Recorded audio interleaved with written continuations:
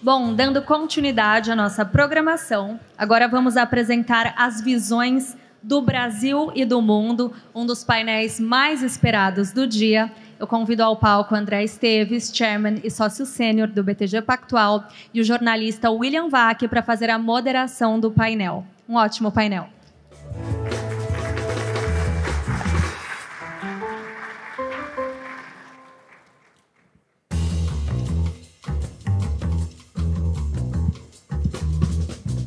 Boa tarde a todos, boa tarde, André. Para mim é um enorme prazer estar aqui, olhar o público, ver as pessoas às quais normalmente eu imagino que eu me dirijo toda noite. André, obrigado mais uma vez pela oportunidade. Eu adoro essas conversas, são profundamente enriquecedoras para mim, profissional e pessoalmente. E, evidentemente, o tom hoje vinha... Você sabe que a combinação entre nós é que não há combinação. E não, é sério, é sério. É highly professional o nosso contato, é isso, é para valer, entrevista para valer. Mas a única combinação que nós fizemos é o seguinte: há um tom claro hoje nesse evento, ao contrário de eventos de anos anteriores, dos quais eu tive a oportunidade também de participar, há um tom muito claro sobre a situação internacional. É evidente, está na cabeça de todos nós. Quer dizer, nós estamos vivendo um momento histórico realmente só comparável a outros. Eu me lembro de 89, a queda do Muro de Berlim. Todo mundo entendeu aquele momento como uma mudança de mundo. Eu nasci depois da Segunda Guerra Mundial, mas de tudo que eu li, quem viveu 45 para frente também viveu um período de formação de uma nova ordem internacional, e é no meio disso que nós estamos agora, exatamente agora, está acontecendo diante de todos nós. Vale a pena, pessoal, fazer um diário, na boa, não estou falando disso de gozação, não. Hoje, quando vocês pegam diários, por exemplo, do William Shirer em Berlim, nos anos 30, é interessantíssimo perceber se as pessoas naquele momento tinham ideia do que vinha, da amplitude, da magnitude daquilo que historicamente ia acontecer e do qual nós estamos falando até hoje, ou vivendo as consequências até hoje. Então vamos começar, André. Recentemente, vamos falar do Trump, evidentemente, é o grande acontecimento político dos últimos meses, o Donald Trump pelo segundo termo na presidência americana. E você, recentemente, ao comentar nos primeiros dias de Trump no governo, você disse o seguinte, que você achava que o que ele estava fazendo era construtivo. Para quem, André? Para o Putin? Você começou justificando a cláusula do seu contrato de não combinação, né? Afirmo. É engraçado, eu fiz os comentários um tanto superficiais, e teve muita repercussão sobre isso, né? Até uma jornalista conhecida fez uma coluna inteira me criticando por defender a ideia do Trump sobre a faixa de Gaza, né? O que eu nunca acreditei que aquela ideia maluca fosse a melhor ideia. Mas eu, na verdade, falei uma coisa um pouco além disso. Eu acho que o Trump ele é um pacote complexo, que primeiro a gente deve analisar sobre a sua origem, né? O Trump teve uma vitória indiscutível e uma vitória que, basicamente, em 80% dos swing states, mostra que tem alguma coisa a mais que a sociedade queria que o Trump simbolizava. Então, esse eu acho que é o primeiro fator. E eu acho que uma coisa inegável, e eu acho que o Trump tem vários defeitos e vários problemas, e o principal deles a gente pode explorar, que é o risco ao multilateralismo, mas é inegável que o Trump traz algumas verdades um tanto duras para a mesa, né? E verdades difíceis de lidar, mas que são verdades, né? Por que o TikTok vai operar nos Estados Unidos e o WhatsApp não vai operar na China? Boa pergunta, né? Qual a diferença? Por que isso deveria ser assim? Né? Por que os Estados Unidos vai pagar pela segurança da Europa, como tem feito ao longo dos últimos 70 anos, e a Alemanha decide ser dependente do gás russo, né? Shut down todas as suas plantas nucleares não construiu nenhum terminal LNG e ficou 100% dependendo do gás russo, enquanto os Estados Unidos pagavam pela segurança da Alemanha e da Europa. Então, o Trump traz para a mesa alguns hard truths que são inequívocos, complexos de se lidar e que eu acho que tem o mérito de se discutir. Agora, a tática de discutir isso daqui, pelo menos na minha ótica, eu não acho que é a melhor. Eu sou mais sutil do que o approach deal focus do Trump para tudo. Foi interessantíssimo o seu keynote speaker e o seu debate, na verdade, com o Mike Pompeo. Achei o Mike Pompeo muito mais crítico em relação ao Trump do que você. Na sua conversa com o Mike Pompeo, por exemplo, você levantou esses aspectos e as respostas que ele te deu foram, e ele é um diplomata profissional, foram duras. Ele disse, inteligência artificial, nós estamos mal conseguindo manter a liderança. Verdades, foi um ponto que você levantou com ele.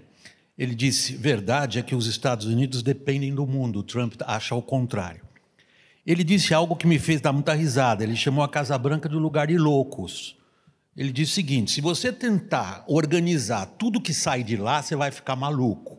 Em outras palavras, ele está dizendo que não é possível entender o que eles vão fazer. Quando você perguntou para ele se o Doge tinha alguma chance de sucesso, ele praticamente negou, André. Ele disse, eu me candidatei, tentei como Senado, eu acho que em 36 meses, 24 meses, esses caras não vão conseguir nada.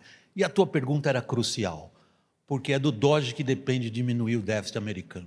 E ele está dizendo para você, banqueiro, em outras palavras, forget it. Mas eu concordo com ele sobre os efeitos, né? Eu quis ouvir a opinião dele, mas eu também tenho a minha. E só uma ressalva, o Mike Pompeo é um dos analistas geopolíticos mais argutos, né? Você tem que lembrar, o Mike Pompeo foi o primeiro aluno de West Point, foi diretor da CIA, passou pelo Congresso americano em vários mandatos e, finalmente, foi secretário de Estado. E acho até uma pena ele não ser parte desse governo, coisa que eu acho que ele gostaria, mas eu acho que o Trump vê nele um potencial concorrente, dado que ele tem um apoio de um grupo que conversa um pouco com o Trump, que ele é um rock no fim do dia, né? Mas um rock bem racional e muito consistente. Em bom português, André, o Trump sacaneou o cara da maneira mais pérfida, tirou toda a proteção dele, ele é um sujeito ameaçado de morte pelo Irã. Não se faz isso nem com o inimigo. Bom... Acho desnecessário, né? Se o cara fica 2 anos chefe da CIA, é bom andar com segurançazinho, né? Você levantou... Então, se eu ando aqui em São Paulo, ele tem uma vida mais perigosa que a minha. Então... E mais desprotegida que a tua, seguramente. Você levantou a credencial dele como um dos analistas geopolíticos de melhor reputação atualmente, eu endosso. De fato, ele é must read, must listen to. E o que ele disse recentemente? O Trump, em vez de ajudar o Putin, devia ajudar a Ucrânia. O Trump, em vez de entregar as coisas para o Khamenei e para o Xi Jinping, ele devia dar mais armas para a Ucrânia. Ele disse isso há 15 dias. Eu acho que, explorando esse lado, e aí eu vou trazer um tema um pouco que vai além, né? Essa coisa de sopetão, essa coisa não convencional do Trump, né? Ou você pode usar a discussão do Canadá com o México, pode chamar isso de uma deselegância ou do estilo próprio do Trump. Eu não sei se é o estilo mais efetivo, chamar o Canadá de 51º Estado americano, ou Gulf of America, ou etc. Eu acho que são coisas que causam um pouquinho de confusão, ainda que tenha tido um relativo sucesso em deal-making. Agora, esse movimento na direção do Putin, ele me preocupa um pouco mais, porque abala uma aliança que está no centro do multilateralismo, que é o mundo ocidental, Europa, Estados Unidos. Né? Foi um movimento que até agora as pessoas na Europa estão discutindo o que está acontecendo. Né? O Macron foi anteontem em Washington, o Sturman está indo amanhã, A Europa está abalada com o que está acontecendo. Qualquer que seja o outcome, e todos nós queremos ver o fim da guerra da Rússia com a Ucrânia, acho que, obviamente, imaginar uma guerra dessa extensão, dessa magnitude na Europa nos dias de hoje parece uma coisa unthinkable, mas não é, aconteceu. Então, tem o mérito. O Trump, como todo businessman, ele não gosta de guerra. Então, e eu acho isso um lado positivo. Agora, a maneira como ele está conduzindo a diplomacia, né, ou mesmo mandar o Scott Bessent com um term sheet de 3 páginas para discutir um deal, me dá aqui as terras áreas, eu te dou um pouquinho de míssil, faz o negócio, tiver uma diferença, eu pago. Parece uma coisa meio exótica, né? E o meu maior problema que eu vejo nisso não é o ponto A, o ponto B, o exotismo de cada uma dessas atitudes. Eu acho que é o risco que isso traz ao multilateralismo, que, mal ou bem, ele é bem-sucedido, né? E liderado pelos Estados Unidos, e, inclusive, muito bem-sucedido para os Estados Unidos. E eu acho que é isso que está em jogo, né? Organizações como OMC, OTAN, ONU, próprio USAID, foram úteis, inegavelmente úteis. Você pode chamar de ineficiente, dá para melhorar? Claro que dá. Claro que não são ideais. Agora, a gente abrir mão do multilateralismo, eu acho que, no fim do dia, o maior perdedor pode ser o próprio Estados Unidos. É por aí que eu queria justamente levar um pouco a nossa conversa agora, André. Você levantou esse ponto com o Pompeu. Você foi muito incisivo nesse momento. Eu conheço o teu set de ideias, sei como que você encara essas coisas. Eu não esperaria que você dissesse outra coisa, a não ser que essa ordem multilateral ajudou, sobretudo, países como o Brasil, para não falar da China. Agora, a resposta que ele deu é o contrário do que o Trump está fazendo. A resposta que ele deu a você, quando você trouxe a ele essa reflexão, foi a seguinte: nós dependemos, sim, dos nossos parceiros comerciais. Nós dependemos, sim, dos nossos aliados, não só em termos de comércio, de ajuste de políticas dentro do G20 e dentro do G7. Ele explodiu o G7. Ele fez o G7 rachar no Conselho de Segurança das Nações Unidas ontem, quando os Estados Unidos voltam com a China, voltam com a Rússia, e ele se jacta de ser o destruidor França e da ordem. Inglaterra se abstêm. Exato. E ele se jacta de ser o destruidor da ordem que você, André Esteves, e eu endosso o que você disse nesse sentido, considera até aqui muito útil. A pergunta agora é a seguinte: o que é que você espera que surja então, André? Olha, eu acho que está muito cedo, William, para falar o que vai surgir, porque, no fundo, se você olhar a discussão sobre o USMCA, né, o Trump falou, Canadá fez piada, México, o Golfo de América, vai para cá, para lá, para cá, para lá, e mais ou menos tem um deal aí que não aconteceu muito. No fim do dia, teve muita verborragia, mas não tem tanta mudança assim do ponto de vista tarifário. E aí eu quero puxar um pouco a questão para o lado econômico, que talvez seja a parte mais aguda do fim do multilateralismo, né? Se é que vamos viver isso daqui. Como você disse, é sempre muito difícil para nós, no presente, reconhecer aquilo que nós estamos vivendo. Pode ser que aconteça, a gente tem uma nova ordem mundial, ou pode ser que aconteça simplesmente nada. Isso seja uma bufanice, que são deals bilaterais que vão sendo negociados sequencialmente, mas o mundo não muda muito. A verdade é que o Trump passou 4 anos pelo governo e não mudou grandes coisas, né? Para lembrar, o USMCA é uma releitura do NAFTA que foi feito na gestão do Trump. Mas aí tem uma frase tua pronunciada há pouco relevante, hein, André? Você disse que o Trump significa algo mais amplo. Trump, ele é, digamos, a cristalização no momento histórico no qual os Estados Unidos renunciam ao seu papel de líderes da ordem internacional que eles mesmos ajudaram a constituir e liderar. E aí vem uma pergunta que a resposta tua é de alta relevância. Se você tem alguma coisa que você está acostumado a fazer, é avaliar riscos e traçar cenários, sobretudo em economia. Qual é o tamanho do risco do Trump? Olha, eu acho, até agora, isso nos beneficiou, né? Curiosamente. Né? Os mercados são sempre muito complexos de analisar, e a gente vai ter aqui na sequência um painel com 3 craques, que é o André, o Rogério e o Stuhlberg, e eu vou mudar de posição para ficar na confortável posição de entrevistador.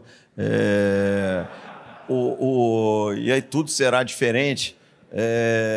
Você estava entrevistando o Pompeu.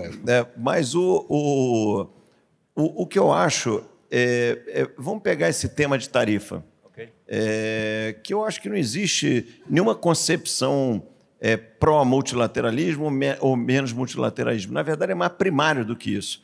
Existe parte, principalmente dentro da Casa Branca, não dentro do Tesouro Americano, mas uma concepção de que, olha, tudo que é déficit, na verdade, eu estou exportando crescimento, ou, em última instância, riqueza para alguém fora dos Estados Unidos. O que é uma concepção muito curiosa, né? Porque, se você pensar, os Estados Unidos têm déficit estrutural desde o início dos anos 70, e foi o país que mais cresceu desde o início dos anos 70, mais bem-sucedido economicamente. Então, eu não vejo muito uma lógica nisso.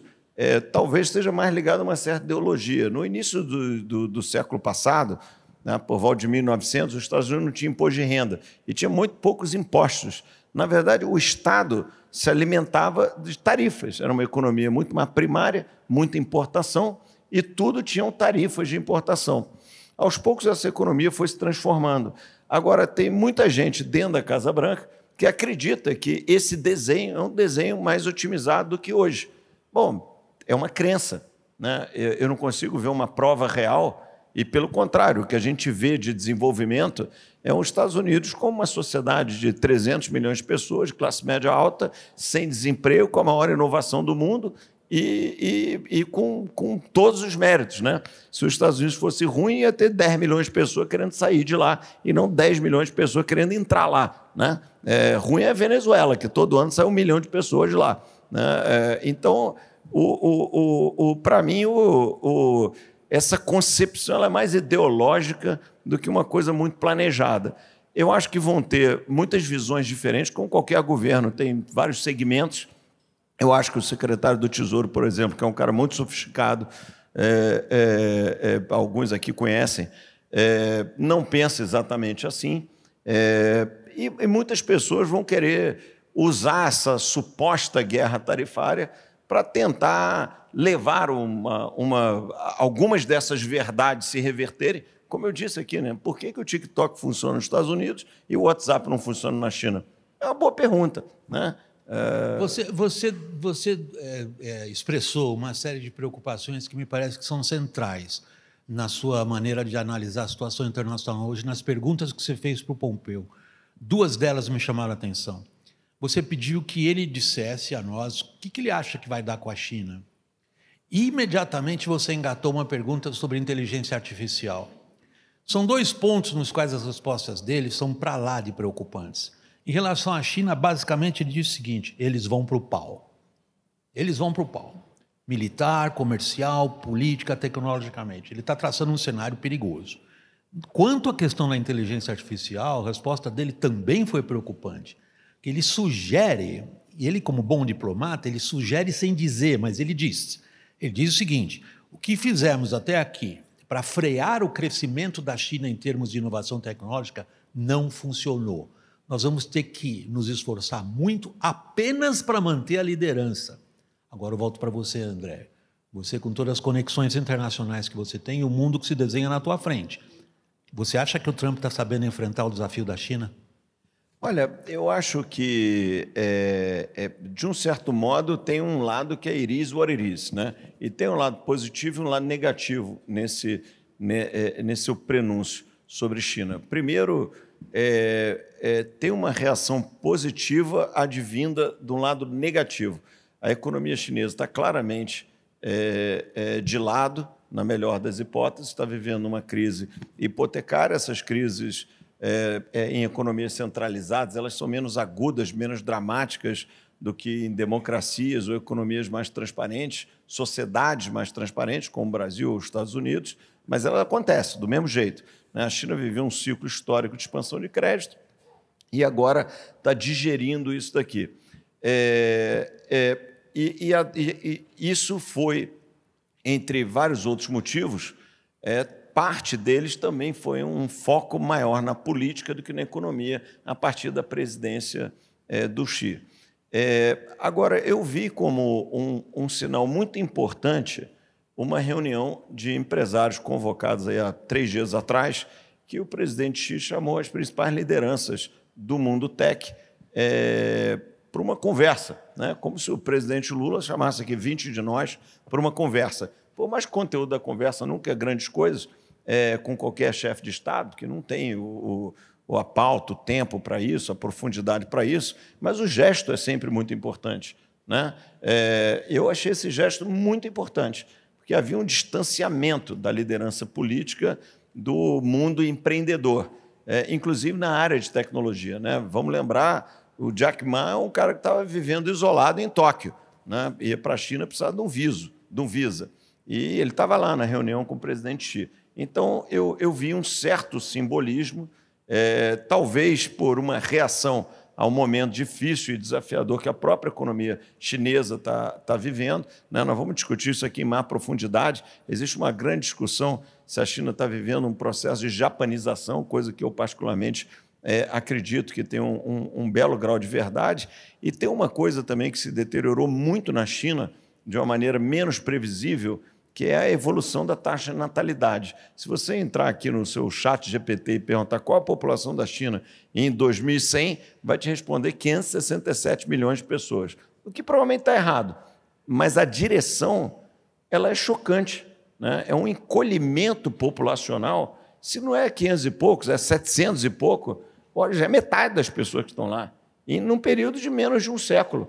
Né? Muitas, você conhece muito bem a história, civilizações desapareceram por causa disso no passado. Então, eu acho que tem vários desafios muito importantes na China. Agora, vamos trazer a consequência dessa mesma discussão para os Estados Unidos. Né? Esse anúncio do DeepSeek, o DeepSeek Day, ele trouxe alguns yellow lights para a história. Primeiro, esse que o Pompeu comentou, e eu comentei, você trouxe também, de que a liderança americana não parece assim tão clara.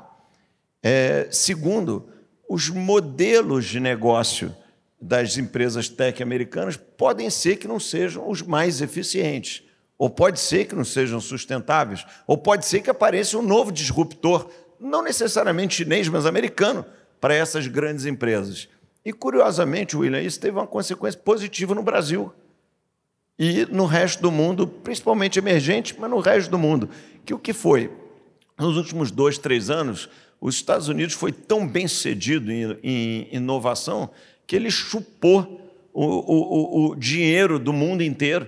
Né? O investidor, um family office da Austrália, um fundo de pensão na África do Sul, ou um investidor rico brasileiro ou colombiano, todos eles querem ter uma pontinha de exposição a essa tremenda geração de riqueza que está acontecendo nos Estados Unidos. Em que lugar do mundo uma companhia, em 24 meses, gerou 2 trilhões de dólares de market cap adicional, como foi o caso da NVIDIA? Só lá nos Estados Unidos.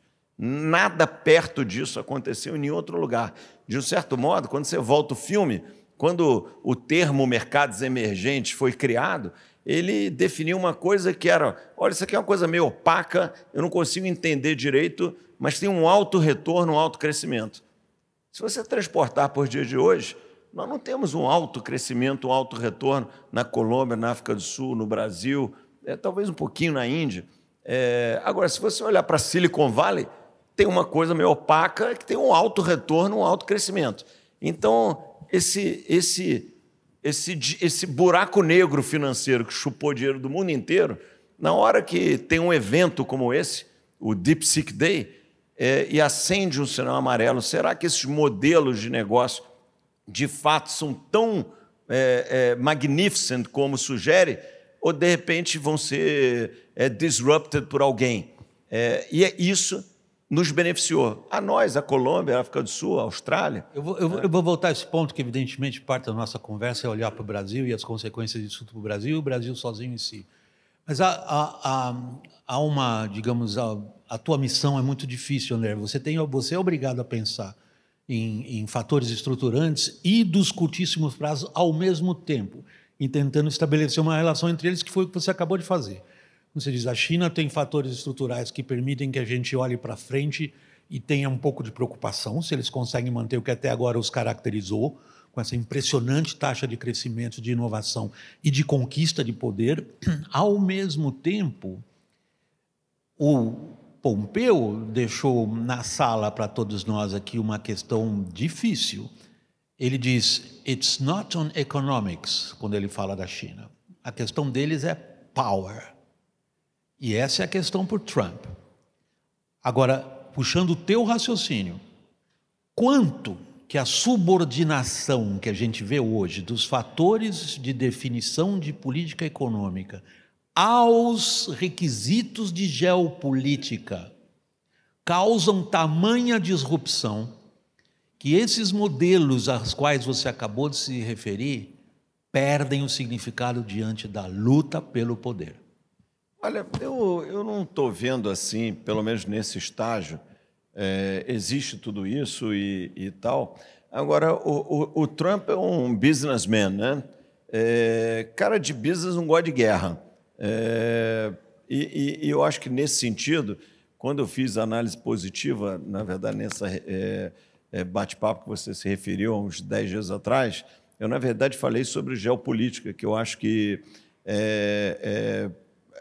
o Trump será melhor, curiosamente, para os conflitos do que, apesar desse jeito abrasivo, de certa maneira, imprevisível, eu acho que o Trump ele vai ser melhor para os conflitos armados que tem por aí, ou mesmo aqueles que são latentes, pelo menos nesse momento.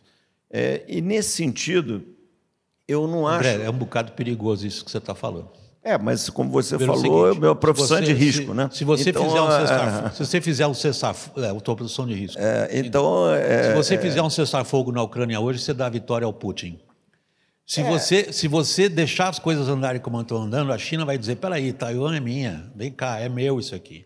Então, ele resolve os conflitos imediatamente e cria uma situação difícil para ele depois. Eu não sei se você quer entrar nesse rumo, eu queria puxar a conversa um pouco. O meu raciocínio era na linha de que essas economias são mais embrincadas do que parecem, as cadeias de produção estão mais, por mais que você tenha, tem o México, tem a tarifa, tem isso, tem aquilo, proibir esse investimento, você proíbe aquele.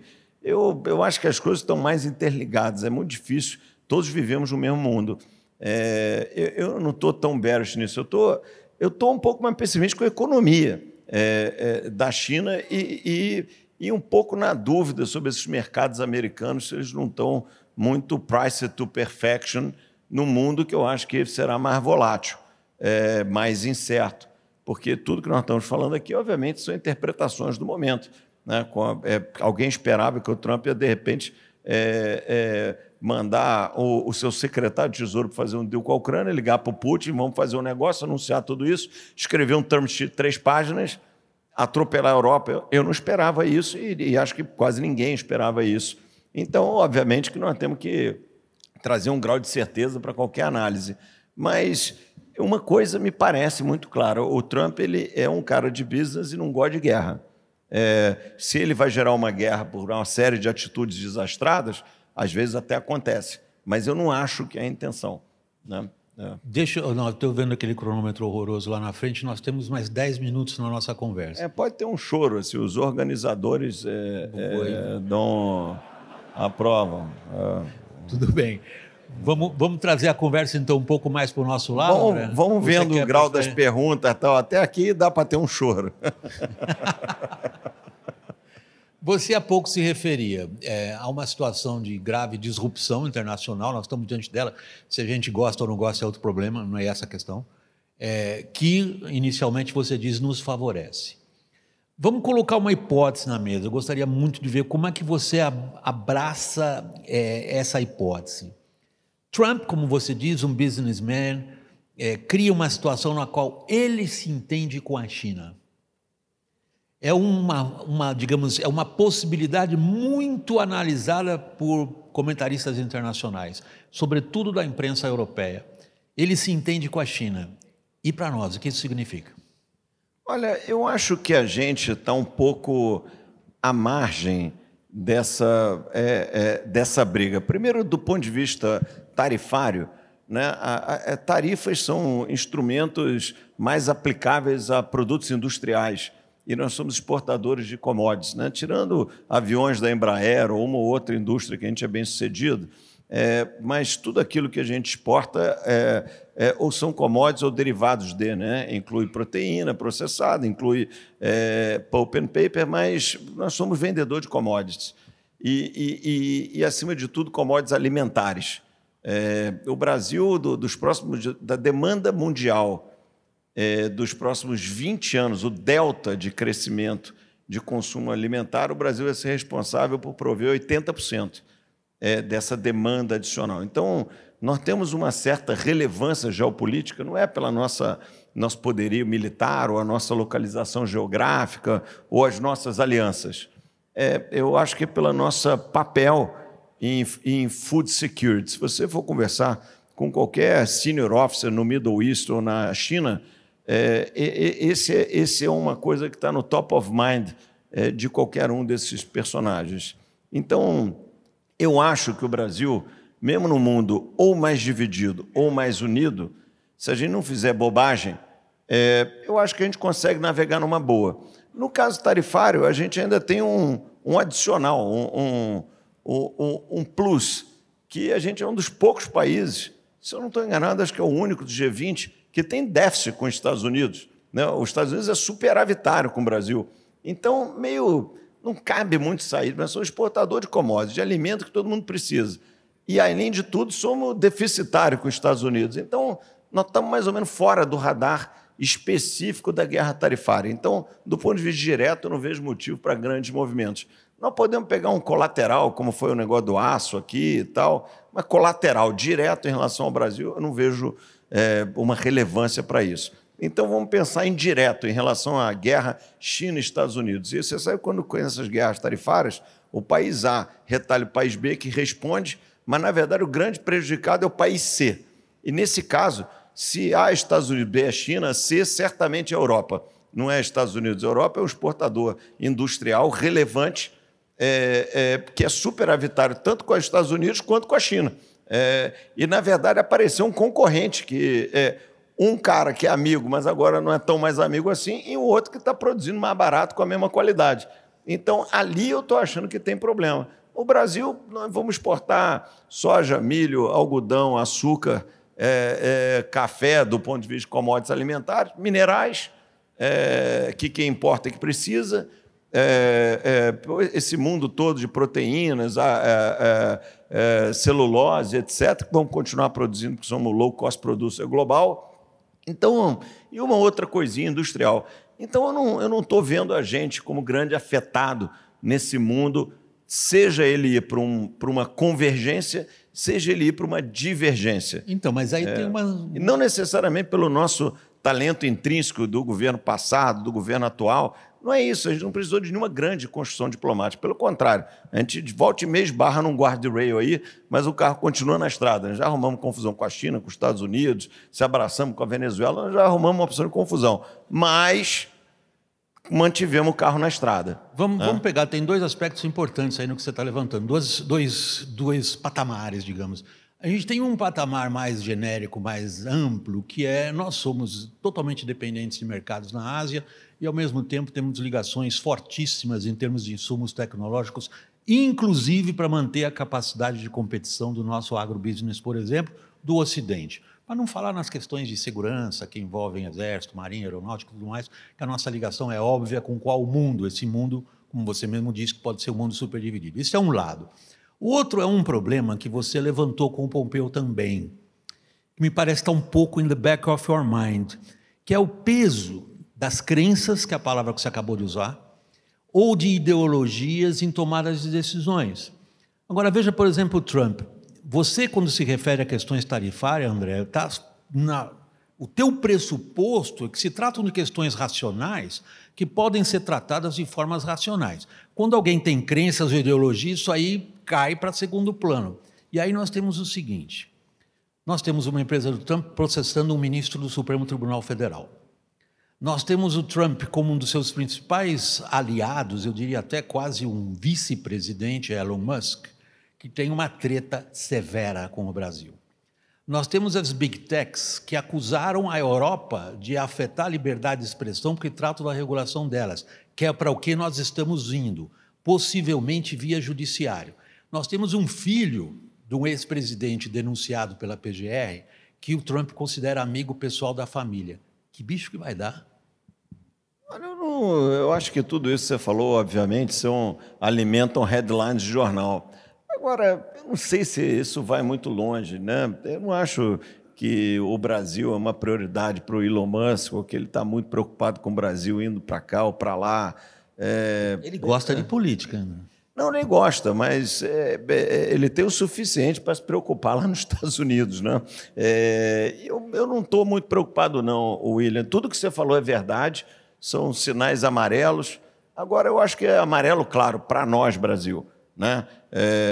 Eu vejo o Trump pular a Europa para ter uma conversa com a Rússia, meio quais as consequências disso, né? Esse voto na ONU, que eu achei assim, uma coisa meio... Votou Estados Unidos, China e Rússia contra a França, Inglaterra e os membros temporários do Conselho de Segurança.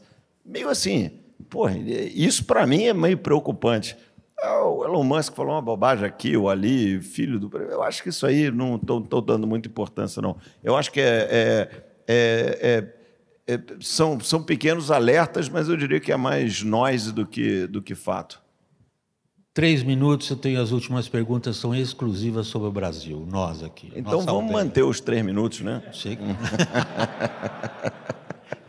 Porque você ser obrigado a responder rápido, aí a manchete fica mais fácil. Mansueto, que eu agradeço aqui em público, quantas vezes ele enriquece o programa que a gente apresenta lá na CNN, enriquece nossa discussão também. Ele acabou de dizer aqui, 1 hora atrás, o Brasil é um país com problema fiscal e inflação desancorada.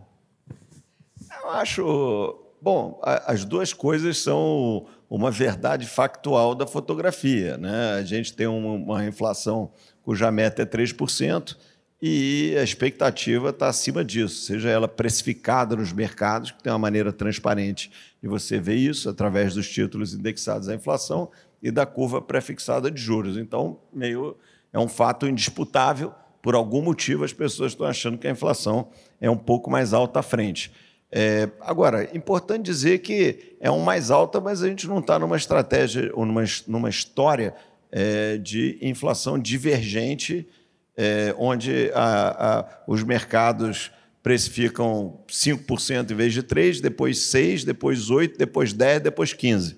Não está acontecendo isso nos preços, né? Tem uma inflação que está alguma coisa entre 5% e 6%, meio precificada aí para perpetuidade.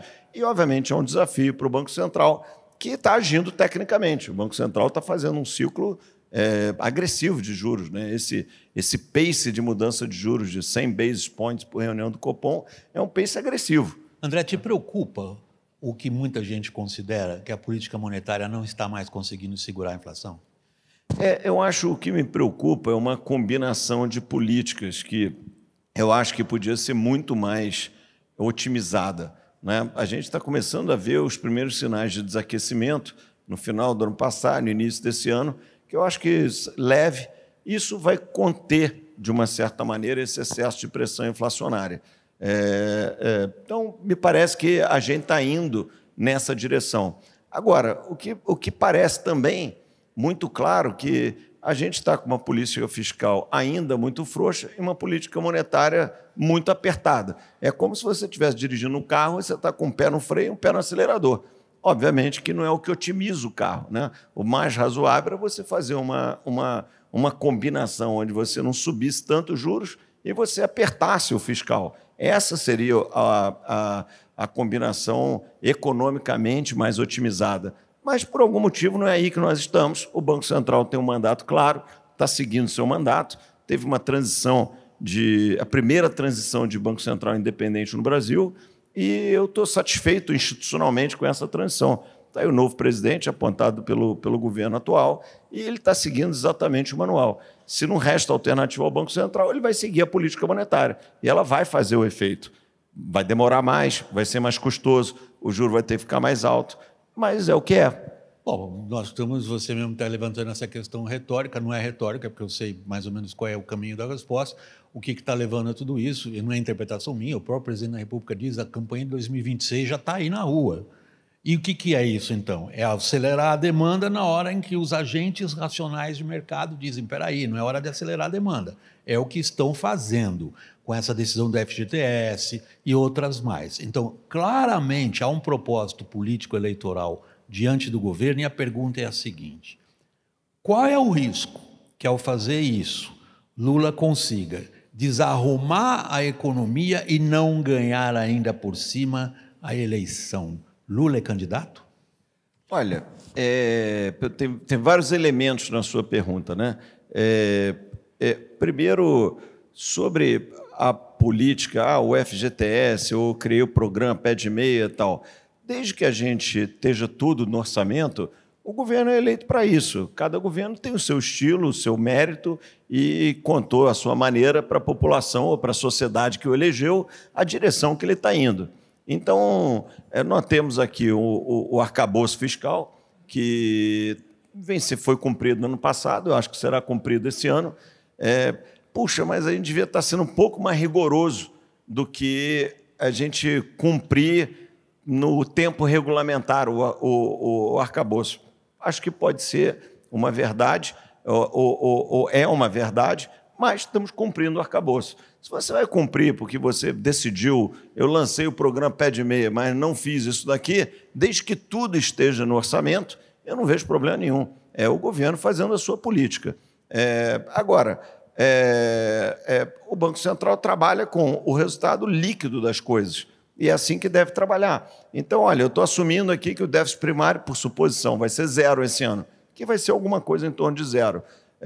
Isso daqui me leva a ter juros de tanto. No momento, está sinalizando mais uma alta de 100 bases e deixando um pouco para ver os indicadores de atividade para decidir se sobe ou não sobe o juro em maio, ou se vai ter que subir ainda mais. Na minha visão, a economia vai desaquecer um pouco mais leve do que seria o necessário, a inflação vai convergir para a meta um pouco mais longo que o necessário. Agora, a dúvida, como você colocou, será que vai bater uma ansiedade de ver a economia desaquecendo e aí começar a descumprir as regras fiscais? Eu acho que seria um erro. Isso não está na mesa. Mas pode ser que em algum momento esteja. Nós já estamos nisso. O parafiscal não te preocupa? Não, por enquanto não, porque, na verdade, o parafiscal ele é muito pequeno, né? Se você pensar como é que era há 10 anos atrás, a gente tinha muito menos governança sobre o parafiscal. Em algum momento do tempo, nós tivemos 600 bilhões de dívida subordinada do Tesouro em bancos públicos, né? Nós tínhamos o BNDES emprestando mais do que o Banco Mundial a taxas subsidiadas. Nós tínhamos tarifas congeladas. Então, as duas maiores estatais do país estavam em situação financeira periclitante, Petrobras e Eletrobras. Então, eu não acho que a gente está nisso, não estamos nem perto disso. Primeiro, a Eletrobras, a economia se privatizou e eu acho que a governança de várias entidades também melhorou muito. Né? O BNDES não está fazendo nada Eu vejo, às vezes, o mercado criticando. O BNDES emitiu 10 bilhões de LCA e tal, e, majoritariamente, hoje, 90% do ativo do BNDES é sem subsídios.